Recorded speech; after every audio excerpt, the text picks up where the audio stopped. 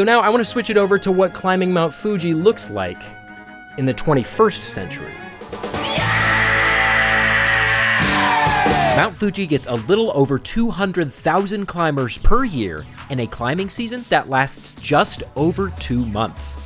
Because the summit is covered in snow for most of the year, and because the weather is usually unpredictable as you get towards the top, the trails are closed off to the general public until the summer. If you're watching this in 2025, the hiking season this year is from July 10th to September 10th, with the exception of the Yoshida Trail, which starts July 1st. Mount Fuji!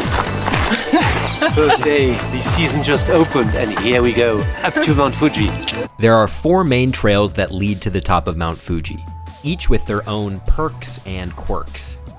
In order of popularity, they are the Yoshida Trail, the Fujinomiya Trail, the Subashiri Trail, and the Gotemba Trail.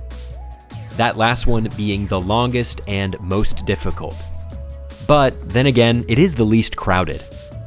I kind of make a big deal about things being crowded versus not crowded, especially when it comes to hiking. You know, that was certainly something that I was thinking about when I was planning my trip, when considering which trail to climb. I see these videos of long snaking lines coming down from the summit at like 3 in the morning as people line up to watch the sunrise. That's not the sort of thing that like I'm interested in. It's not like a claustrophobia thing, but like I can kind of see how it could be a little claustrophobic like that. Overcrowding and over-tourism are on the headlines and on everyone's minds in Japan right now.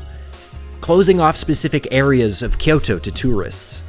Restaurants with signs that say Japanese speakers only. They put a tarp along that sidewalk with the good view of the Konbini and Mount Fuji so that you can't take the picture of the Konbini with Mount Fuji in the background. Are you kidding me? なんと黒幕と記念撮影まで Without getting too much deeper into this topic, Yamanashi and Shizuoka have found their own ways of dealing with this little over-tourism headache. Hiking limits and hiking fees. Yamanashi Prefecture limits the amount of hikers to 4,000 people per day. There's also a mandatory fee of 4,000 yen. Now in Shizuoka Prefecture, they don't have that limitation on the amount of people, but they still have the fee. Mount Fuji can be a very dangerous place. I mean, it's literally in the middle of the wilderness. And without proper upkeep of its trails and facilities, and with climbers not following regulations and guidelines, a fun climb can turn into a dangerous situation. I've heard stories of tourists climbing in flip-flops. I've heard stories of tourists climbing with their luggage. Japanese media loves this stuff because it's like, look at wacky tourists climbing up with all their luggage, like the airport's on the top of the mountain.